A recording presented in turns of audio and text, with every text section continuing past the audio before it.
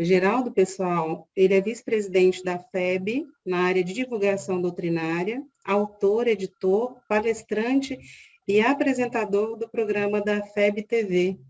E ele reside em Brasília. Mais uma vez, seja bem-vindo, tá, Geraldo? Boa noite a todos, queridos amigos e irmãos. Uma satisfação estar aqui com vocês e trazendo nesta noite uma reflexão oportuna sobre um tema que é atual e é uma dúvida que naturalmente percorre a nossa mente. Por que sofremos? É a mesma coisa da gente começar perguntando quem é que não sofre aqui. Tem alguém que neste momento não está passando por alguma dificuldade, alguma prova, algum enfrentamento, seja pessoal, seja familiar, seja profissional, seja espiritual? Todos nós, de certa maneira, temos aí as nossas provas, e agora, mais recentemente, né, Lília, as provas de fogo. As provas que estão nos chegando, nos desafiando, provas que fazem com que a gente precise apresentar os testemunhos, que são pessoais, Flávia, intransferíveis, não é, dona Rosângela? Não há como a gente passar para outrem a responsabilidade que é nossa, porque o que nos cabe fazer, cabe a nós, não ao outro. Agora as provas vêm e, de repente, a gente se sente assim, um tanto quanto abalado, abatido, uma certa dificuldade. Mas a gente aprende na doutrina espírita que revivesse assim o espiritismo na sua pureza, na sua essência, que Deus não coloca cargas pesadas em ombros fracos. Se nós, de certa maneira, temos uma prova diante do nosso caminho, é porque a gente já tem condições de enfrentar esta prova, que no dizer de Emmanuel, a prova sempre carrega a lição. A gente tem condições de enfrentar a prova, e não só isso, Elvira, nós temos condições de superá-la, de vencê-la, de dar um passo além, porque já temos os recursos suficientes, já temos as condições necessárias, não nos falta um amparo, não nos falta assistência, nós temos tudo à nossa disposição para fazer o melhor ao nosso alcance neste momento que nós estamos vivendo. Agora, por que que a gente sofre? O capítulo 5º de O Evangelho segundo o Espiritismo, vocês se lembram qual é o título? Começa com bem-aventurados os pobres em espírito, porque deles é o reino dos céus. Vem trazer esse convite da bem-aventurança, de quão alegres serão, para dizer no segundo trecho desse sermão inesquecível, conhecido como da montanha ou do monte, a depender da altura, né, da quantidade de terras que se tinha. Segundo Lucas, era o sermão da planície, inclusive, não é? Mas o mais importante é a essência, quando Jesus continua dizendo, bem-aventurados os que choram, porque eles serão consolados. Qual que é o título do capítulo 5 de O Evangelho segundo o Espiritismo? Bem-aventurados os aflitos, porque serão consolados. Ora, é tão interessante, Kardec vai analisar neste que é o segundo maior capítulo, Sr. José Luiz, depois do capítulo 28, que trata da coletânea das preces, que tem lá os seus 82 itens, né? 82, 84 itens, e o capítulo 5º tem 31 itens desenvolvidos ali para trazer para nós exatamente essas questões que nos tocam de perto. Nós nos sentimos, de certa maneira, aflitos, atordoados, atribulados. Não sentimos? Nos sentimos sofredores, nós passamos por dores, não é assim? E Kardec vai analisar isso nesse capítulo, tomando o Sermão do Monte, iniciado pelas bem-aventuranças, como base, para dizer, bem-aventurados os que choram, bem-aventurados os que são aflitos, porque serão consolados. E esta é uma expressão tão interessante, Porque bem-aventurados significam aqueles que serão felizes, ou quão alegres serão os que choram, porque serão consolados, os aflitos, porque receberão consolação. E a gente aprende no Evangelho segundo o Espiritismo com Allan Kardec que, de um modo geral, aqui na Terra, todos nós sofremos. A diferença está em saber ou não sofrer. Por isso que há um item que trata do bem e do mal sofrer. Porque tudo depende de como nós encaramos. Qual é a postura que nós temos diante da prova que nos abate? E por que que a gente sofre?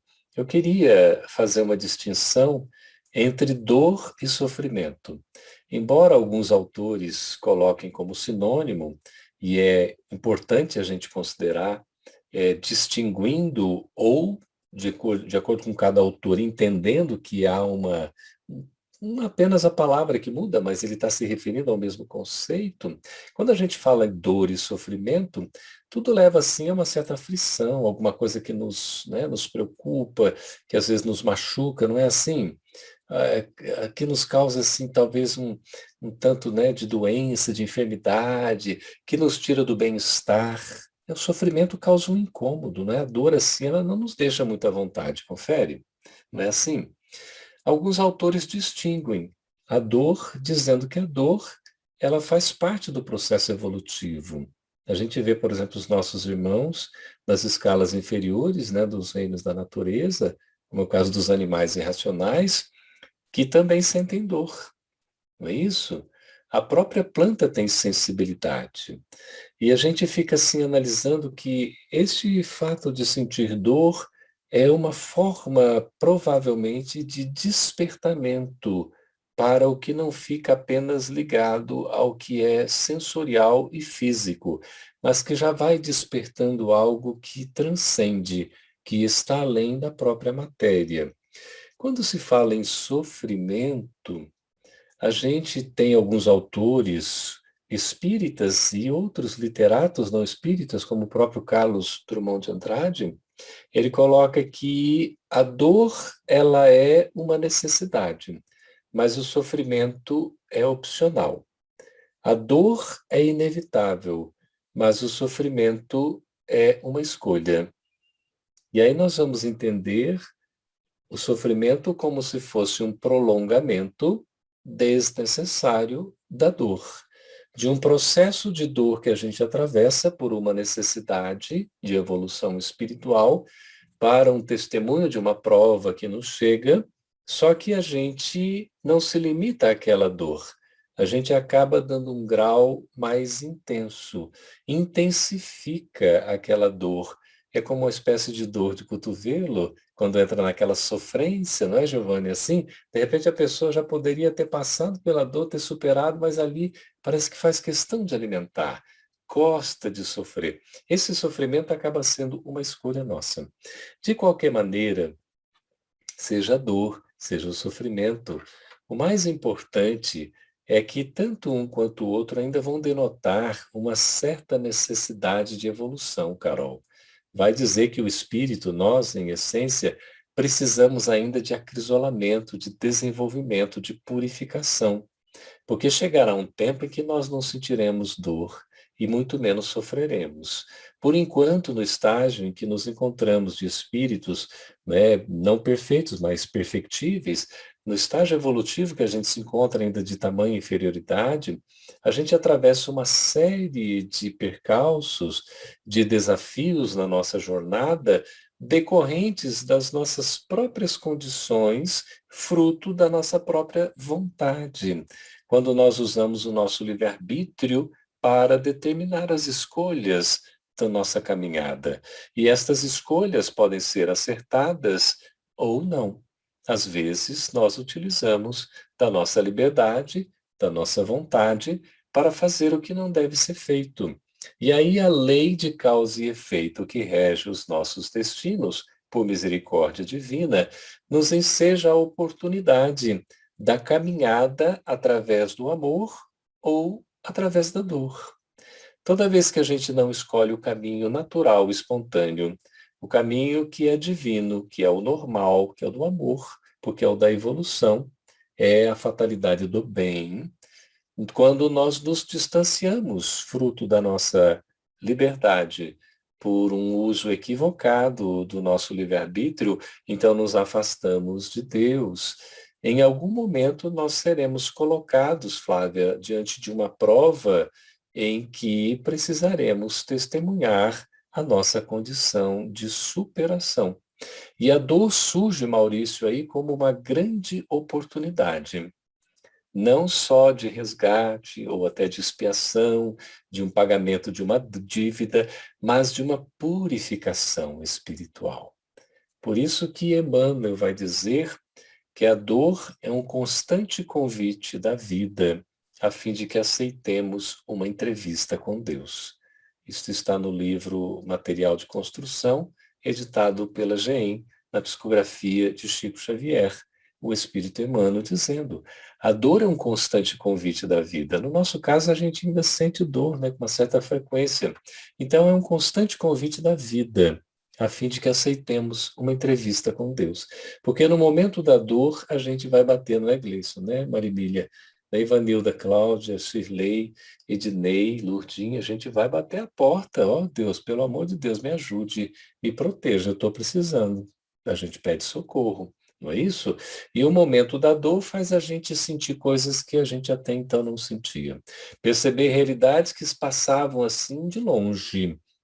Porque nem sempre, quando tudo está bem, a gente se lembra de Deus na nossa jornada. Às vezes a gente se esquece dele, porque está tudo bem, como deveria sempre estar bem. Mas às vezes nós não estamos tão bem, porque intimamente, interiormente, nós precisamos fazer alguns ajustes. Leon Denis, no livro Problema do Ser, do Destino da Dor, na sua terceira parte, quando fala das potências da alma, traz a dor como uma potência anímica. E ele fala ainda da revelação pela dor. E vai nos desenvolver um conteúdo muito interessante para dizer que nós ainda passaremos pela dor e sofreremos, porque ele adota praticamente como sinônimos os vocábulos dor e sofrimento, nós ainda sofreremos até o ponto em que alinharmos a nossa vontade com os desígnios da espiritualidade superior. Ou seja, enquanto a gente não consegue ajustar a nossa atitude, a nossa postura, o nosso sentimento, o nosso pensamento, as nossas palavras e principalmente as nossas ações às leis divinas, nós sofreremos. Porque não estaremos coadunados, não estaremos em sintonia.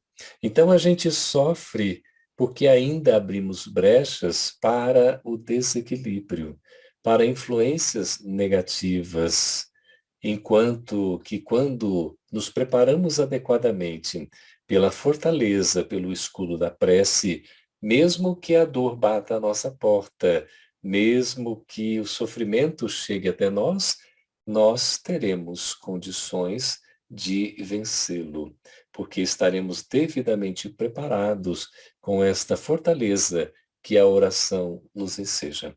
O meu papaizinho querido, hoje no plano espiritual, ele sempre dizia assim: bendita a dor, porque a dor é a grande sinfonia que acorda os corações para a vida eterna. Como é tocante, não é? Às vezes o nosso despertamento virá pela dor. Emmanuel diz que aquele enfermo preso a um catre, aquele, não é, que está atravessando uma enfermidade irremediável, incurável na presente existência, ele tem a grande oportunidade ali, naquela prisão do seu próprio corpo, de trabalhar o seu espírito para a luz, para a iluminação. É por isso que a dor nos surge como uma bênção. Ela não deve ser assim, digamos, como algo que fosse inimiga, como algo que é o nosso oponente. A dor é uma companheira que a gente precisa saber entender no nosso processo evolutivo para o nosso próprio bem. Senão nós vamos continuar sofrendo indefinidamente, porque não conseguiremos abrir o nosso entendimento para a força maior da vida. E há vários tipos de dores, como André Luiz nos fala na coleção A Vida no Mundo Espiritual. Há a dor, aquela dor, sim, que é expiação, a dor que é reparação, a dor auxílio, a dor renúncia. A Sueli Caldas Schubert, ela desencarnou há pouco tempo, nós sabemos, não é? E no dia seguinte à sua desencarnação, nós lançamos o livro Chico Xavier e Emmanuel, Dores e Glórias, onde ela faz uma leitura do livro há 2000 anos, naquele seu estilo bem didático, né, dos comentários, para facilitar o nosso entendimento. Veja o título, né? Dores e Glórias. Porque nós atravessamos no nosso processo evolutivo as dores para conquistar as glórias. Agora, isso vai depender, evidentemente, de nós mesmos. As causas destas dores, destas aflições, podem estar no passado, em outras existências, como a gente aprende com Allan Kardec em O Evangelho segundo o Espiritismo, em outras encarnações, quando nós provocamos, de certa maneira, quando nós agimos de uma forma que não foi talvez a mais adequada, não é isso? E hoje, pela própria lei de causa e efeito, que não nos castiga, muito menos nos pune, muito menos nos condena, mas oferece a oportunidade da elevação pela educação, da iluminação pelo ensino e a libertação pela prova que nós atravessamos, que tem vinculação com o passado faltoso, para que a gente possa acordar para as realidades maiores da vida. Mas as causas destas aflições podem também estar no hoje. E a gente vai aprender com Allan Kardec, o codificador da doutrina espírita, que a maior parte das nossas aflições, dos percalços, das dificuldades que a gente enfrenta, são frutos da nossa própria escolha, da nossa desídia, da nossa inconsequência, da nossa irresponsabilidade, da nossa falta de maturidade espiritual, quando caminhamos de uma forma que não é a mais assertiva, quando fazemos algumas coisas que não deveríamos fazer, quando agimos em contrário à lei divina. E aí as consequências vêm fruto das nossas próprias ações, assim como adquirimos o mérito das nossas ações também, porque a cada um é dado segundo as suas obras. Não há punição, há sempre remissão. Não há condenação, mas há oportunidade de libertação. Por isso que não devemos ver a dor, o sofrimento, necessariamente como um mal. A dor, o sofrimento pode ser a grande oportunidade da gente encontrar o caminho do bem. Então, como é que nós sofremos? Por que nós sofremos? Por uma necessidade que a gente ainda tem. Se não tivéssemos a necessidade do sofrimento, já não mais sofreríamos. Como à medida em que a gente vai evoluindo, como vai dizer Allan Kardec, no Código Penal da Vida Futura, no capítulo 7 da primeira parte do livro Céu e Inferno, com 33 belíssimos artigos, quando ele conclui a culminância no 33º artigo, ele vai dizer que o sofrimento é inerente à imperfeição espiritual. Então, nós só sofremos porque ainda somos imperfeitos espiritualmente. E coloca mais, que nós, assim como sofremos usando do livre-arbítrio para cometer alguns equívocos, podemos também usar desta mesma liberdade para promover a nossa libertação da dor, do sofrimento, porque a cada um é dado segundo as suas obras. E a gente vê que não há punição.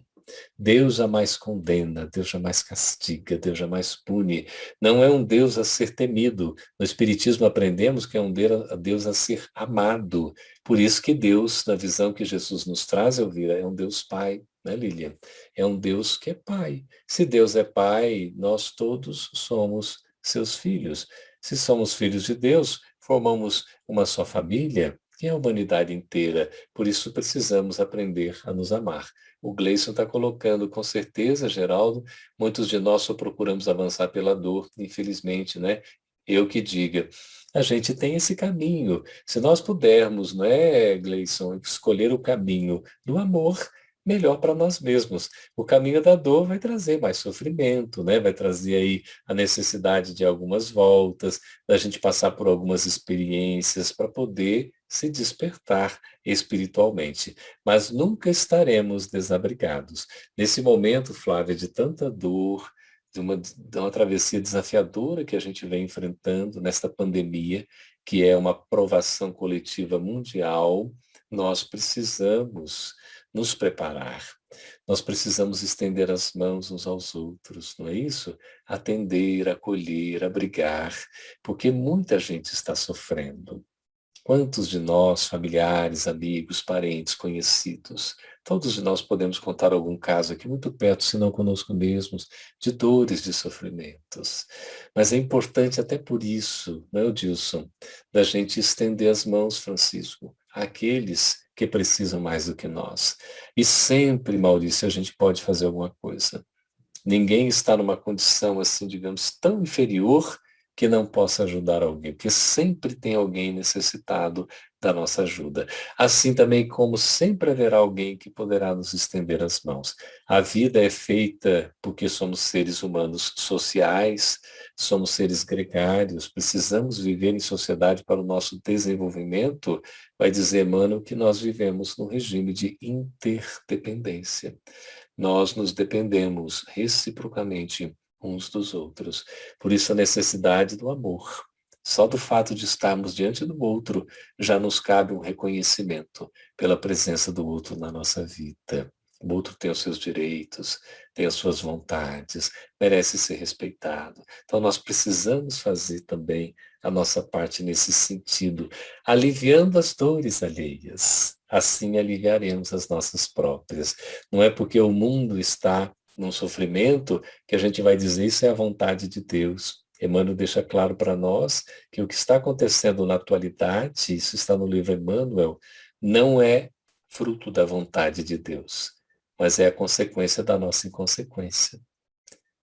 Nós estamos vivendo os resultados da nossa irreflexão, dos atos que cometemos indevidamente, inassertivamente. E agora não estamos sendo convidados, nós estamos sendo convocados. Convocados a fazer essa viagem para dentro de nós mesmos e encontrarmos o rumo certo, o roteiro, que é o Evangelho de Jesus. O Evangelho de Jesus traz para nós todas as virtudes, não é, José Luiz? Que a gente possa ter para a nossa felicidade. Ali está o código. Por isso, é o Evangelho de Jesus o roteiro de nossas vidas. O Espiritismo, a luz que nos facilita caminhar seguindo esse roteiro, que é o Evangelho de Jesus, com segurança, porque nós temos a fé raciocinada. Então, a necessidade de ter a resignação, que é o consentimento do coração. A resignação é quando o coração aceita. A obediência é quando, né, a razão determina. Olha, é preferível, né? A obediência aceita ali, tenha juízo. E o coração vai dizer aceite, que é resignação. Então, passar pela dor, pelo sofrimento, resignadamente. Não é passivamente, dizendo, ah, Deus quer assim mesmo, não tem jeito, não. Mas é ter uma postura ativa, sim, proativa, mas resignadamente. Não se rebelar, não se revoltar. Porque o sofrimento tem uma razão de ser, e é para a nossa melhoria, para o nosso desenvolvimento, para a nossa autoeducação. Por isso diz o Eclesiastes que a felicidade não é deste mundo. E Jesus concorda com isso. E Bezerra de Menezes também concorda. Mas Bezerra de Menezes vai dizer, se a felicidade não é deste mundo, a gente precisa entender que a felicidade será conquistada por intermédio deste mundo. Então, hoje mesmo, queridos amigos, queridas amigas, nós já podemos ser felizes relativamente. Não a felicidade em absoluto, mas a felicidade relativa. Não esperar um porto, um ponto, uma chegada. A felicidade pode ser o caminho, porque não está fora, está dentro, não está longe, está perto. A felicidade é o olhar, é o sentir, é o perceber, é o abraçar virtual que agora nos é permitido para a gente até valorizar esse abraço físico que daqui a algum tempo a gente vai retomar, não é isso? A Flávia está dizendo, quando olhamos ao redor, podemos perceber pessoas que realmente estão em situações mais dolorosas, realmente dolorosas. Daí nossa dor se torna menor. Verdade.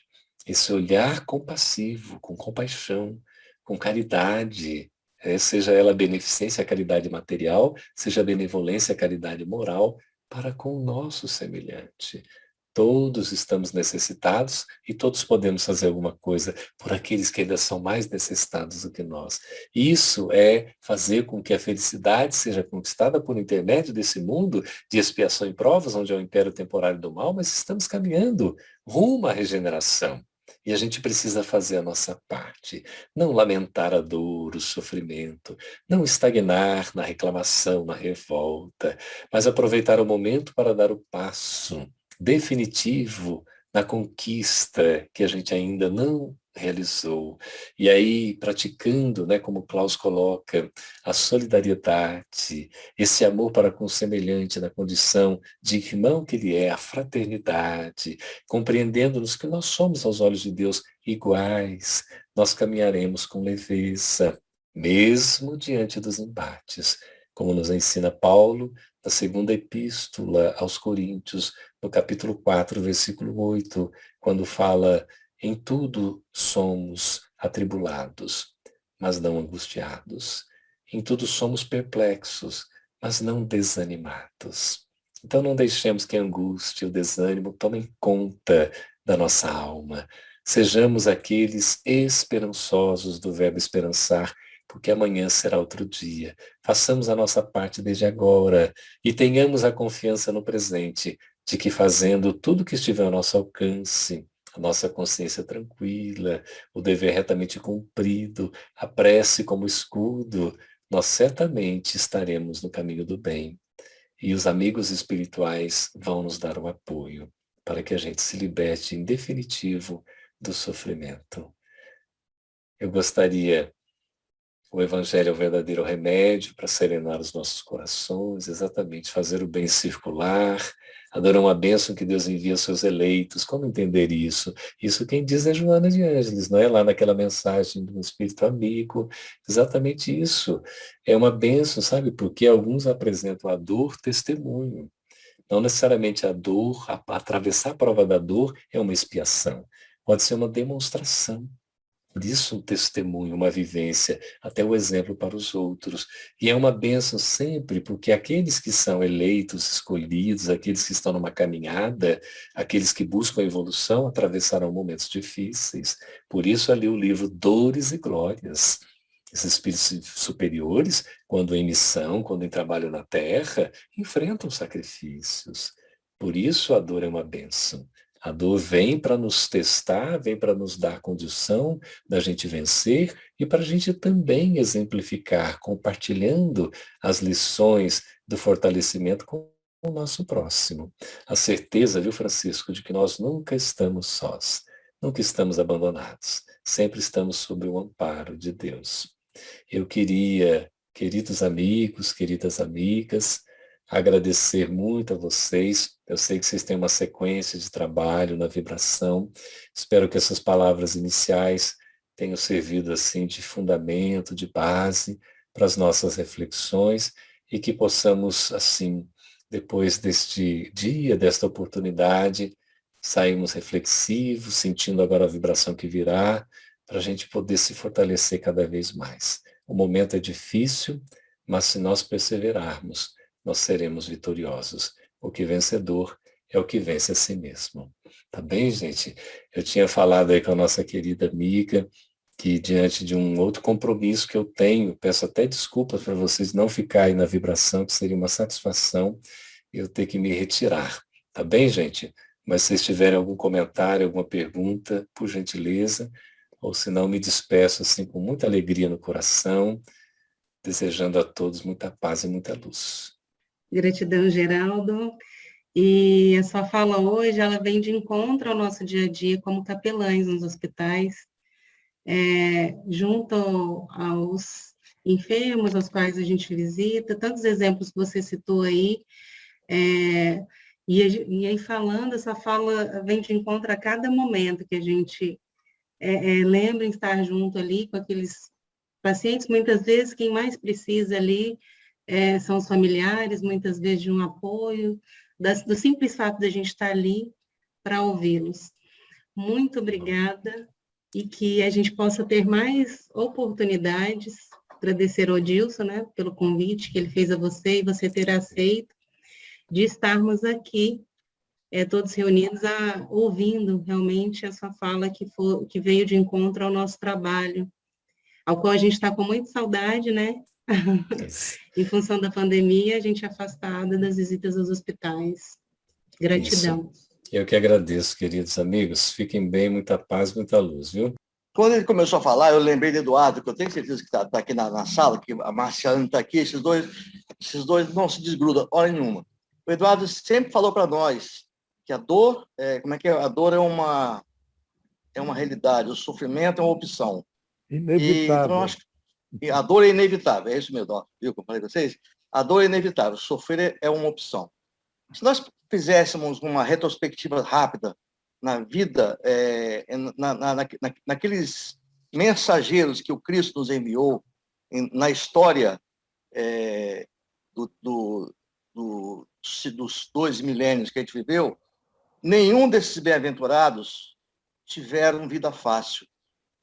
Vamos lá, Francisco de Assis, milionário, optou por uma vida pobre e morreu, como vocês desencarnou, como vocês viram. E por aí vai. Madre Teresa de Calcutá, da mesma forma, viveu na pobreza. Irmã Dulce, da Bahia, viveu todas a agrura. Chico Xavier, não se fala. Então, qual é dos bons exemplos para nós, dos missionários que tiveram vida fácil? Eu vou citar um exemplo particular. Eu estou envergonhado porque eu estou na frente de um monte de mãe aqui, vocês mães sentiram muito mais dor do que eu. Vocês são heroínas, vocês deram à luz a uma criança, e, não obstante, já no primeiro momento, se sentaram, deram o peito para os seus filhos. E eu fiz uma merrequinha de uma cirurgia aqui, estou aqui, carinha feia, deitadinho. Só que eu, nesses tempos, eu pude perceber umas coisas. Por exemplo, a minha ausência da direção do trabalho aqui, olha só, revelou a Ellen essa capacidade maravilhosa de gerir os trabalhos. O Francisco, que está fazendo uma vibração abençoada. O que teria acontecido se eu não tivesse essa reclusão nesse momento? No dia anterior a meu procedimento cirúrgico, obviamente, passou aquele medo, aquela angústia. Eu estava, na hora do almoço, deitadinho depois do almoço, comecei a pensar, peraí, Jesus não fez nada do que eu fiz, carregou uma cruz nas costas, foi cuspido, foi chicoteado, e foi humilhado, e foi pregado numa cruz. Tá? E tantos outros que sucederam Jesus passaram por sacrifícios muito maiores, nem por isso eles acabaram. Pelo contrário, eles renasceram. Por que eu vou ter medo disso? Não tive medo de nada, fui tranquilo, estou tranquilo. Então, essa mensagem que eu queria deixar, que nós sempre temos, a gente tem que ver o que é a dor necessária para esse momento, mas temos que valorizar o resultado dela. E eu tenho muito a aplaudir pela minha dor, que ela me trouxe oportunidades abençoadas. Eu queria compartilhar com vocês esse raciocínio. Paulo de Tarso foi claro, por tudo dai graças. Você vai encontrar lá em 1 Tessalonicenses 5,18. Por tudo dai graças. Com tudo que o Zé comentou aí, o próprio Dilson também, e a leitura inicial, né, que a leitura preparatória que a gente abre de forma, né, aleatória, e olha, substituto foi a lição de hoje. Jesus não mandou nenhum substituto ficar no lugar dele na cruz. Ainda bem, né? Porque eu duvido se ele convidasse alguém de nós. Você pode ser crucificado em meu lugar? Ah, Senhor, você desculpa, mas eu tenho 3 filhos para cuidar, eu não posso, eu tenho compromisso. Eu tenho reunião da capelania hoje à noite, Senhor, eu não posso. O senhor me desculpa, mas lá o senhor que foi mandado para isso, não eu. Eu acho que a leitura de hoje foi muito feliz, né? Como sempre, né? Mas o que a gente aprende não é o que passamos, é como passamos pela dor, né? Exatamente. Eu tenho mais um exemplo assim, muito legal na minha vida, disso, Wilson, todos vocês participaram, que foi a passagem do meu pai para a vida espiritual. Você há de convir que, como diz na nossa, entre os mortais, perder um pai não é coisa simples. Pois eu elegi, um mês depois, esse momento como o momento mais feliz da minha vida, em detrimento do meu casamento, como de casado, da minha formatura, da minha profissão, de todos os bens que eu adquiri. Eu coloquei o momento mais feliz da minha vida foi o momento que meu pai desencarnou. Quer dizer, eu consegui ver naquele momento de dor um momento de alegria, um momento de felicidade. E ela tá ali, vamos dizer assim, por trás de toda essa dor. Você olha um pouquinho por trás, você vai ver a felicidade ali, o sorriso ali por trás. Concorda comigo? Eu entrei através da doutrina maravilhosa, aliás, eu amo a minha doutrina espírita, sabe? Eu amo mesmo. Eu entrei, confesso, através da dor, que não era para ser dessa maneira. Aí eu tenho aquela pergunta, por que conseguimos ir no amor? Por que tem que ser sempre na dor? E eu observo, eu faço atendimento fraterno, e sim, faço os estudos da doutrina espírita, e eu observo muitas pessoas ainda que estão na dor, estão dentro da dor, mas não se dobram. Não se dobram. Não se dobram. Elas vivenciam a dor, aliviam durante um tempo, mas isso não é capaz delas chegar a um certo despertar. E eu confesso que isso ainda me intriga. Isso me intriga ainda, sabe? Quer dizer, é uma coisa que aqui na minha terra, aqui no Ceará, que diz, a dor na unha para um né, é suficiente, mas uma dor para outro não é, né? De fato, cada um precisa de um estímulo. Às vezes a gente fica até com dó, né? Poxa, o fulano está sofrendo tanto, não está se despertando, mas para ele vai precisar de talvez um estímulo maior, né? Tem até uma história de um cachorro, um palestrante falou um dia, estava na estação, tinha um cachorro deitado numa tábua, com um prego na tábua, ele uivando ali de dor ali. Aí o viajante perguntou ao trabalhadora da estação, por que esse cachorro não sai dali? Aí o cara falou, a dor que ele está sentindo não é suficiente ainda para ele sair do comodismo dele, né? Talvez precisar de um prego maior, né? Mas, infelizmente, a gente precisa de estímulos e a gente precisa de rezar, pedir muito a Deus para nos despertar e a gente perceber qual é a mensagem que a dor está querendo nos passar, né? Como diz o Osmar, né? Como nós estamos passando por ela. E aí entra no que eu iria falar, o Zé falou do pai, eu lembrei do meu irmão também, que eu perdi irmão, que eu gostava muito. E para mim amenizar a dor, eu fico sempre que eu procuro pensar o seguinte, o que eu posso despertar em mim com esse desencarne dele precoce? Legado que ele pode, o que eu posso fazer para honrar a vida que ele teve, o que ele deixou para mim? Quer dizer, é uma forma da gente lidar com essas dores, né? Ver o para quê, né, que está sofrendo, né? Não o porquê, né? Diz que Jesus enviou 2 pastores aqui, né, para nos conduzir, né? Tem 2 pastores que nos conduzem na nossa caminhada. É o pastor dor e o pastor amor, né?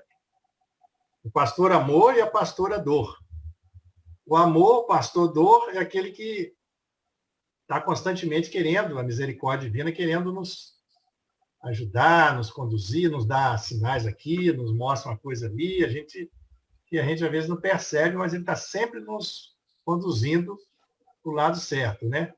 Mas quando a gente faz a escolha equivocada, a gente se desvia desse caminho, aí ele lança a mão da pastora dor, que vai buscar a gente lá fora, no caminho, para trazer a gente de volta em direção à nossa caminhada, né?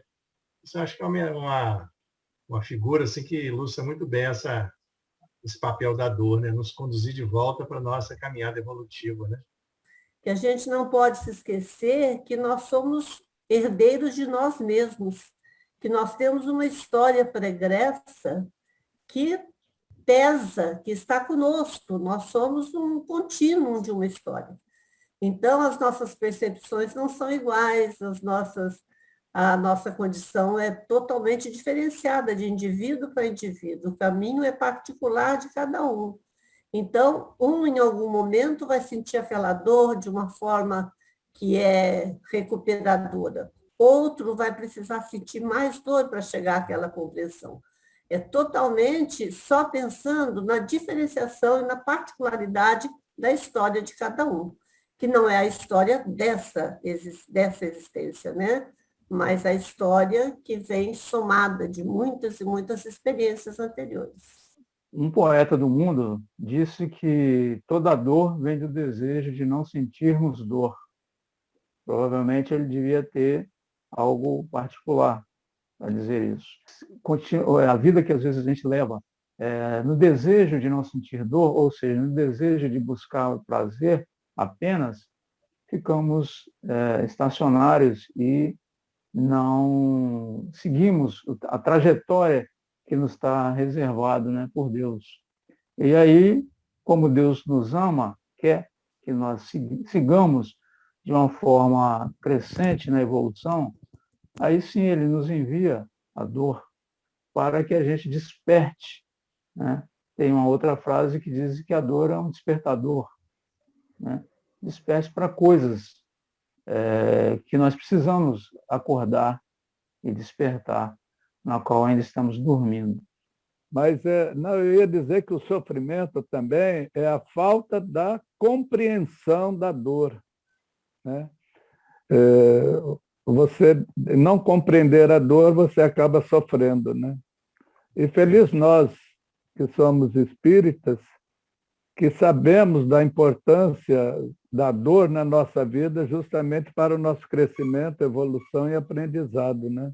Quando você bota o despertador para tocar, você não deixa ele tocando com aquele barulho ensurdecedor nos seus ouvidos. Você acorda com ele, levanta e vai fazer o que tem que fazer.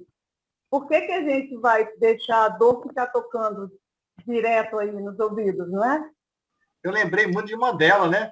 Mandela passou por aquele sofrimento todo na cadeia, 30 anos, e que serviu o quê? Para depurar, para purificar, para ele se tornar a pessoa mais tolerante, mais compreensiva, menos preconceituosa, mais amorosa, mais compassiva.